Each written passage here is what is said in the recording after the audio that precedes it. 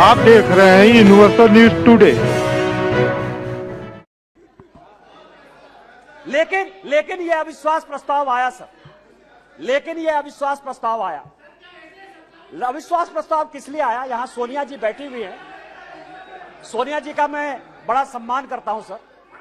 सोनिया जी, मुझे जो लगता है कि उनके पार्टी की उनकी दो मनस्थिति है। वो एक हिंदू सभ्यता संस्कृति में बिलीव कर रही है, इसीलिए अलौकिका पंडिता की तरह जो पूरा किताब में लिखा हुआ है कि क्या क्या करना चाहिए एक भारतीय नारी को, उसका पूरा का पूरा पिक्चर सोनिया जी देती है।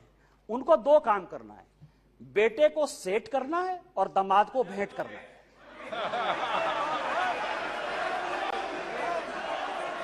अरे जिसका नेम ले रहा है वो बोले ना, जिसका नेम ले रहा है वो बोले। ये लोग क्यों बोल रहे हैं?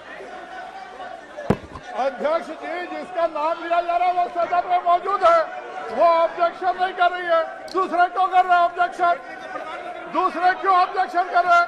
वो खुद सदन में मौजूद है, उनको कोई ऐतराज नहीं है। दूसरे ऐतराज करने वाले कौन होते हैं?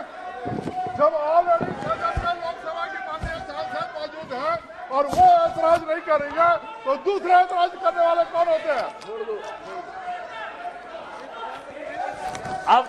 अब आप समझे सर, मैंने दोनों बातें कही कि बेटे को सेट करना है और दामाद को भेंट करना है। मैं अपने बात पर कायम हूं सर।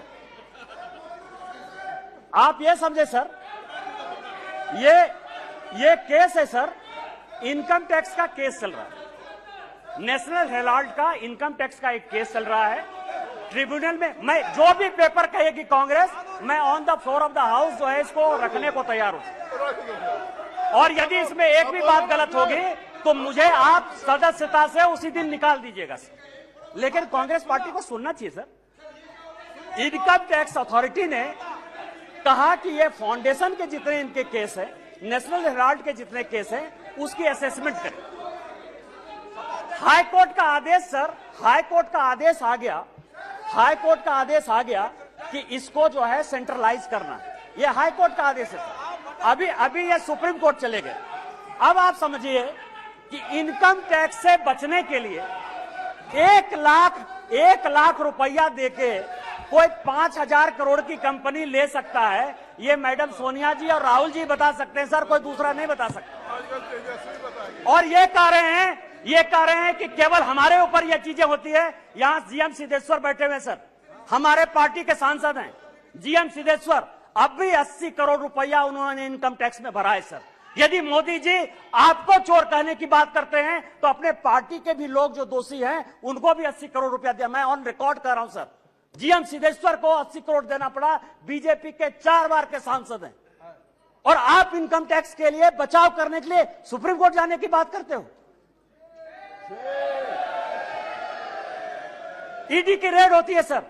और मैं आपको बताऊं कि एक भाग गया है, भंडारी है, मैं उसका पूरा नाम नहीं लूंगा क्योंकि भंडारी कोई भी हो सकता है सर। किसी भी दिन वो यूके से लौट कर आ जाएगा। मैंने इसी हाउस में कहा था कि किसी आदमी का जो है, दामाद जी का जो है मकान है लंदन में, ये कोर्ट का ऑर्डर है सर। एक आदमी जो भागा उसका नाम है सीसी थम्पी। कोर्ट के आदेश के बाद उसका बेल हुआ। इस कोर्ट का ऑर्डर है सर। उस कोर्ट के ऑर्डर में सीसी थम्पी ने यह एक्सेप्ट किया कि उसने जो दामाद जी हैं, दामाद जी के नाम पर कौन दामाद, कोई भी दामाद हो सकता है। इनको दामाद जी से क्या प्रॉब्लम है सर? मेरा भी दामाद हो सकता है।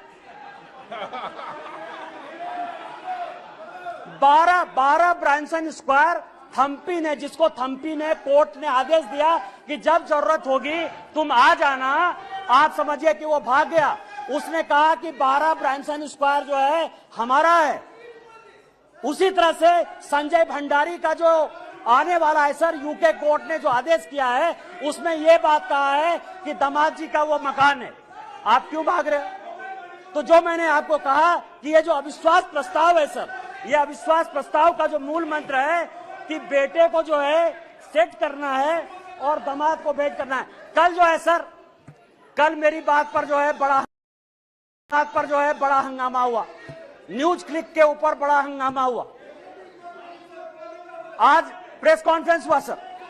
प्रेस कॉन्फ्रेंस में मैं एक बताऊं, यदि न्यूज क्लिक का नाम यदि डिलीट, ये रेस्टोर हो गया कांग्रेस को क्या समस्या है सर? न्यूज क्लिक आपका कौन लगता है?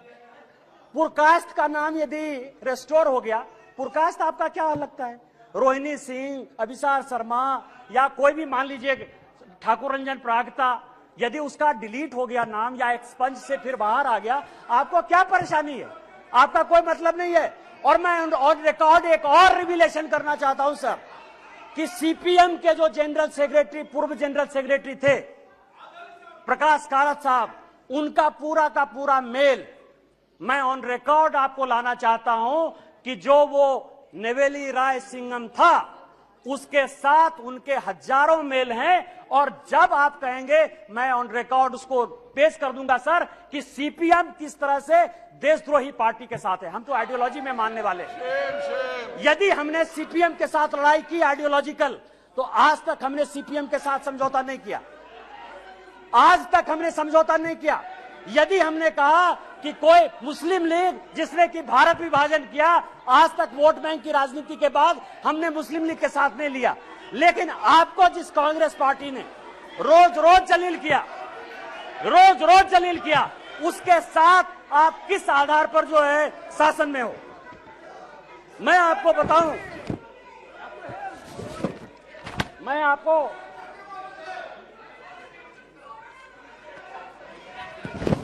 अध्यक्ष जी,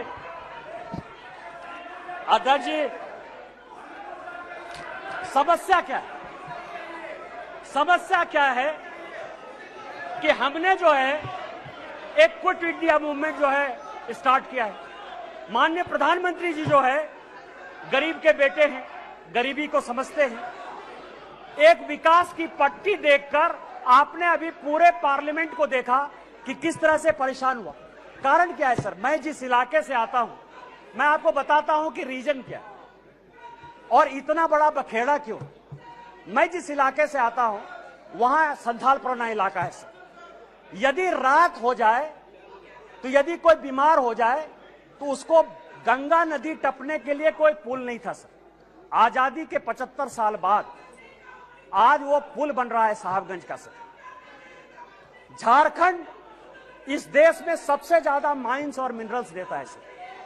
40% से ज्यादा माइंस और मिनरल्स इस देश का झारखंड में। उसके बावजूद भी सबसे ज्यादा बेरोजगारी, सबसे ज्यादा भ्रष्टाचार, सबसे ज्यादा विस्थापन, सबसे ज्यादा पलायन उस झारखंड में। आज आप समझिए उसका कारण यह था कि हमारे पास कोई पोर्ट नहीं था सर। आज माननीय प्रधानमंत्री जी के कारण मल्टी मॉडल हब पोर्ट जो है साहबगंज में गंगा नदी में बना है। मैं जहां से सांसद हूं सर, 75 साल में वहां के लोगों ने रेल नहीं देखा। आज जो है मैं गोड्डा की बात कर रहा हूं, गोड्डा जहां से मैं सांसद हूं, गोड्डा जो मेरा नाम है। मैं आपको बताऊं सर, 75 साल में गोड्डा के लोगों ने रेल नहीं देखा। आजादी के 75 साल बाद आज वहां रेल है। उस रेल को देखने के लिए 5 लाख की भीड़ आई थी। आज ये सिचुएशन है सर।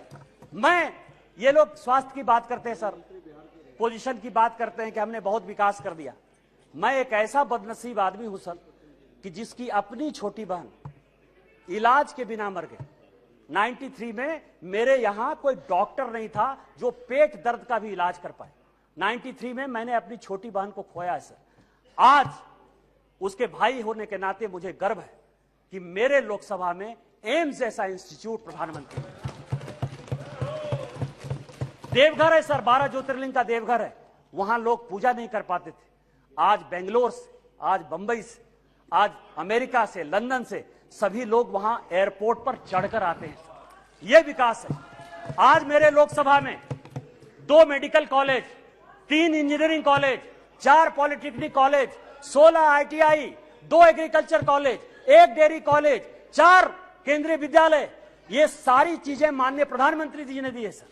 इनका विरोध यह है कि गरीब के घर में जो चूल्हा जल रहा है, जो घर घर में पानी जा रहा है, जो नल जल की पहल चल रही है, जो गंगा से पानी देवघर आने की बात चल रही है, उसका यह विरोध है सर। इनका विरोध यह है कि बाइडेन ऑटोग्राफ क्यों लेता है। इनका विरोध यह है कि पापुआ न्यू गिनी का जो है प्रधानमंत्री उनका पांव क्यों छूता है। इनका विरोध यह है कि ऑस्ट्रेलिया का जो प्रधानमंत्री है वो उनको बॉस क्यों कहता है। माननीय प्रधानमंत्री जी ने चाहे पिछड़े इलाके हो, चाहे देश हो, चाहे दुनिया हो, जितना काम किया है उसके कारण इनको लगता है कि 2024 में नहीं आने वाले हैं। मैं अध्यक्ष जी अपनी बात महाभारत से खत्म करना चाहता हूं। महाभारत का एक बड़ा कहानी है सर कि द्रौपदी का चीरहरण हो रहा था और पूरे चाहे कौरव पक्ष के लोग हों चाहे पांडव पक्ष के लोग हों वो सभी जो है चीरहरण को देख रहे थे। अध्यक्ष महोदय, आज माननीय प्रधानमंत्री जी, ये लोग नहीं समझेंगे सर, ये लोग इसीलिए नहीं समझेंगे कि माननीय प्रधानमंत्री जब परिवारवाद की बात करते हैं ना तो इनको लगता है कि परिवार की बात करते हैं। माननीय प्रधानमंत्री जी परिवार की बात नहीं करते हैं। वकील का बेटा वकील हो जाए क्या दिक्कत है? आईएएस का बेटा आईएएस होता है सर। यहां डीजी हैं आरपीएफ के, वो आईपीएस भी हैं, उनके दोनों बेटे आईएएस बने सर, जो अपनी योग्यता क्षमता के साथ आते हैं परिवार को वो क्या कहते हैं। आज मेरे यहां का नेतृत्व क्या है? माननीय प्रधानमंत्री जी गरीब परिवार से हैं। माननीय नड्डा जी ये हैं जिनके परिवार में कोई पॉलिटिक्स भी नहीं था। माननीय राजनाथ जी बैठे हुए हैं, एक कॉलेज में जो है पढ़ाते थे सर, और आज समझिए कि इनको भगवान ने जो है पार्टी का राष्ट्रीय अध्यक्ष भी बनाया। डिफेंस मिनिस्टर है, होम मिनिस्टर है सर, जिनके आगे पीछे जो है कोई पॉलिटिक्स में नहीं है। हमारे जैसे लोग हैं। क्या है कि यहाँ जितना परिवार है ना वो इनके पीछे हैं जो कि परिवार का आदमी नहीं है। और वहां समस्या ये है कि वो सभी परिवारवाद जो है वो उनका जो नेता है, इसीलिए उनका परिवार और परिवारवाद में फर्क है, उनको नहीं समझ में आएगा सर। तो मैं आपको ये कह रहा हूं सर कि आज जो ये अविश्वास प्रस्ताव है सर, अविश्वास प्रस्ताव एक गरीब के बेटे के खिलाफ है। आज जो ये अविश्वास प्रस्ताव है उस आदमी के खिलाफ है जिसने कि लोगों को मकान बना के दिया। आज अविश्वास प्रस्ताव उस आदमी के पीछे है जिसने कि लोगों को पीने का पानी दिया। आज अविश्वास प्रस्ताव उस व्यक्ति के खिलाफ है जिसने शौचालय दिया। आज अविश्वास प्रस्ताव उस आदमी के खिलाफ है जिसने सबों के घर में उजाला लाने की कोशिश की, गरीब के खिलाफ है। और जितने बहस होंगे सर वो माननीय प्रधानमंत्री जी की नीतियों का चीरहरण करेंगे, जैसे द्रौपदी का चीरहरण हुआ है। मैं आपको कहना चाहता हूं इतिहास से कि चाहे राम मंदिर बना दिया हो, 370 जो हमारी थी धारा, वो सारे तो हमने बना ही दिया। मैं केवल इतना कहता हूं सर कि जब द्रौपदी का चीरहरण हो रहा था तो भीष्म पितामह, कृपाचार्य, द्रोणाचार्य, धृतराष्ट्र, जयद्रथ, चाहे वो युधिष्ठिर हो चाहे वो अर्जुन हो, सभी मौन धारण किए हुए थे। आज यदि माननीय प्रधानमंत्री जी का गांव गरीब किसान के हितैषी का आप चीरहरण करेंगे तो जिस तरह से न धृतराष्ट्र बचा, न दुर्योधन बचा, न भीष्म पितामह बचे, न अर्जुन बचा, न युधिष्ठिर बचा, आप में से कोई भी बचिएगा 2024 में आप लोग कोई वापस नहीं आइएगा। हम 400 सीट के साथ वापस आएंगे। इन्हीं शब्दों के साथ जय हिंद जय भारत।